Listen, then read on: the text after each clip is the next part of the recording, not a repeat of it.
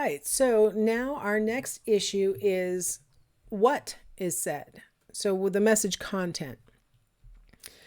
So first off, emotion.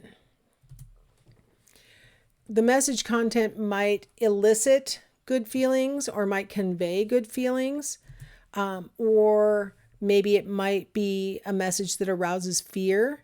Either one of these things can make a message more powerful, right? If you're invoking emotion in a message, it can make the message more memorable. It can make it more convincing. And so, for example, if we think back to the Allstate commercial, while it was a central route to persuasion and he was trying to make a case for buying that insurance, there was a certain amount of arousing fear, right? Trying to make it really salient, the idea that something bad could happen, and then also arousing good feelings that, you would be protected if you had Allstate, and that almost this actor would specifically be being protecting you, right? And so it seems like, they took advantage of all the relevant emotions for persuasion. And then there's the reason part of it. So again, with the central route to persuasion in particular, there's a lot of reason being invoked, maybe some statistics or some data or some logic might be, used, where we're trying to get you to think logically. This would, going with what I want you to do makes the most sense, right? Holding the attitude that I want you to hold. I mean, that just makes good sense. It's logical, right? Sometimes there can be discrepancies between pieces of information, and depending on the credibility of the communicator, it may or may not have an impact. Again, I'm going to use COVID as another example, because one of the things that has happened over the past year and a half is that Dr. Anthony Fauci has been regarded variously as knowing everything to knowing nothing, because something that he said in May of 2020 turned out to be wrong in the face of February 2021, right? Those kinds of things. If the person is already perceived as credible, if the person has a lot of other characteristics of credibility on their side, those kinds of discrepancies will have less of an impact on the persuasiveness of their argument. A lot of times when you talk to different people, those discrepancies mean different things to them, right? Like if you talk to scientists of any type, I just want to remind you, psychology is a science. And so those of us who are even, psychologists understand that science is a step-by-step process where, you're testing different hypotheses. And once something has been suggested as an answer to a question, the job is to set up a bunch of tests to try and disprove that explanation. Like that's how science works, is you try and disprove what you think is true. And if it stands up in the face of that, then you feel a little bit more firmly that this assertion that you made might be the correct assertion. But if it fails, then you say, what, we were wrong. Like a failure is the easiest way to move forward, because you go, okay, that was wrong. Let's go another route. So for a scientist to say, well, now we know this new thing, and so now I'm going to give different advice, it's not that shocking. But for a layperson, and especially one who's skeptical of like authority telling them, what to do at very micro levels, like we've been told to do with coronavirus, it can be the nail in the coffin for them to even, I can't believe anything you're saying now. I don't trust a single word you say, because you've got these discrepancies. And no matter how much reason we use to explain, well, that's how science works, it doesn't matter, because my trust is already lost, right? So you cannot persuade me from here, because I don't trust you anymore. And so, again, the credibility of the speaker for the listener is what really matters. The credibility of the speaker can have an impact on the message content and how well it's received or accepted. So, like I said, we got to get some social psychologists in on this coronavirus messaging before it's too late. So there are one-sided appeals and there are two-sided appeals. So let's talk about that a little bit. So when we talk about two-sided appeals, we have an audience that is unaware of the opposing argument. So as a person who's trying to persuade them, you're talking about one side of the issue, and the people on the receiving end, they're not already inherently aware of the other side of the argument. On the one-sided appeal, the audience already agrees with the speaker. And so the speaker is only persuading them maybe a little farther along an attitude that they already have. I used this phrase earlier in an earlier lecture, but if you've ever heard the phrase preaching to the choir and ever wondered what does that even mean? The assumption in that phrase is that the choir is at the church, singing at the church because they already are believers of what the church is teaching, or the organization's already teaching. And so if you're only preaching to them, you're preaching to people who already agree with you. And then maybe you're just moving them a little farther, a little bit maybe. But they've already been persuaded previously, either by things that you said or by, circumstances previously in their lives, right? So that's what that phrase means, preaching to the choir. You're talking to somebody who already agrees with you. And that's a one-sided appeal. In a two-sided appeal, there are two sides to the argument, and the audience only knows about one, and you are perhaps talking about the other. And so you may be teaching them or exposing them to something that they didn't know before, and you may run against some resistance as they're saying, this is not what I've always heard, right? We've got a tendency as humans to display confirmation bias, where we want to find information that supports what we already believe. And so when we're confronted with information that runs contrary to what we already believe, it can be disconcerting. We actually, in fact, tend to not want to hear it, or we want to go Google all the ways in which that contrary information must be wrong, things like that. So if we think about this one-sided versus two-sided appeal, which one is more effective? It depends on your audience, right? Like, what are you trying to achieve with this message? If you're trying to move people who already have an attitude a little bit farther along, or cause them to become more entrenched in an attitude that they already have, well, obviously a one-sided argument is probably going to work pretty well. They already basically believe what you're talking about, and you can actually convince them of a little bit more. With a two-sided appeal, like I said, you can run up against some brick walls with people when you provide to them information that they've never heard before.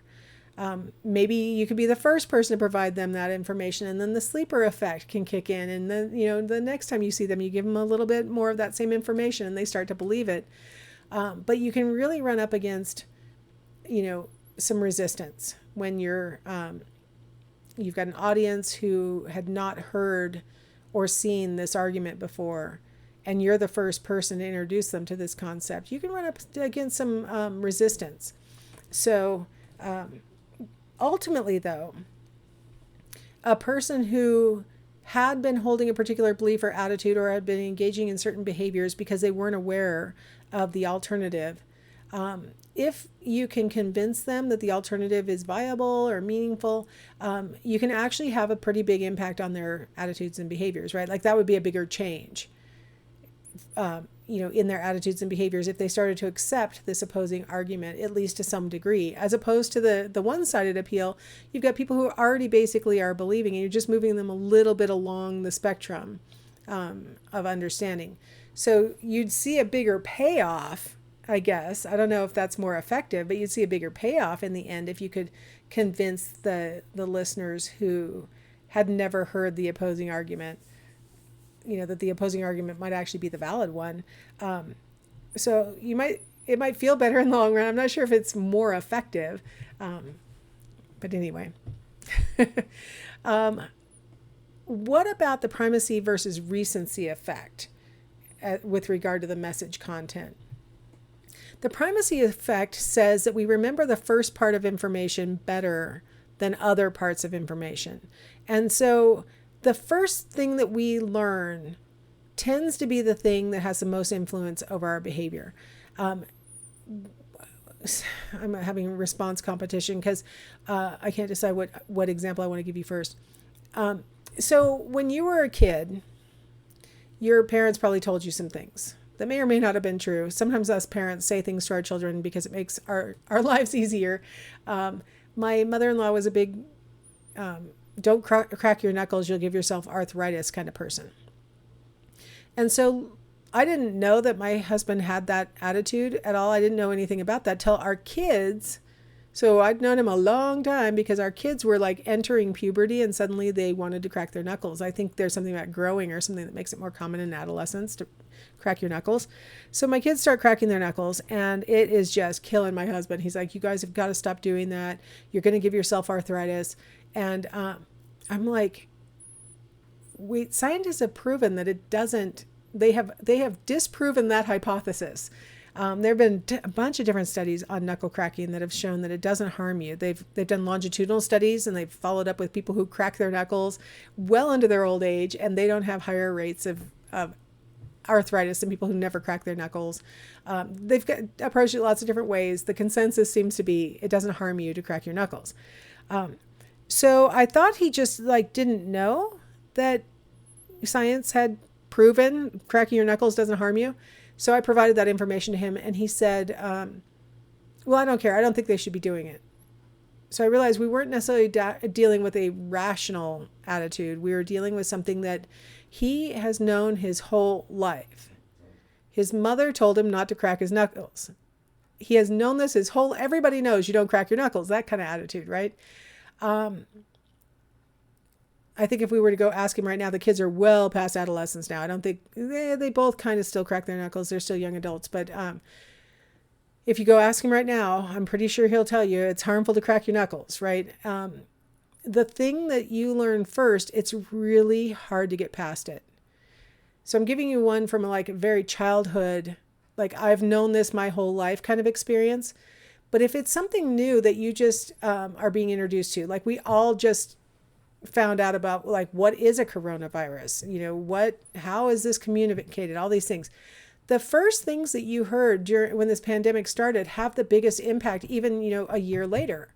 Even as new information comes in, it's hard to substitute that for what you've known for, a solid year. That first information has the biggest impact.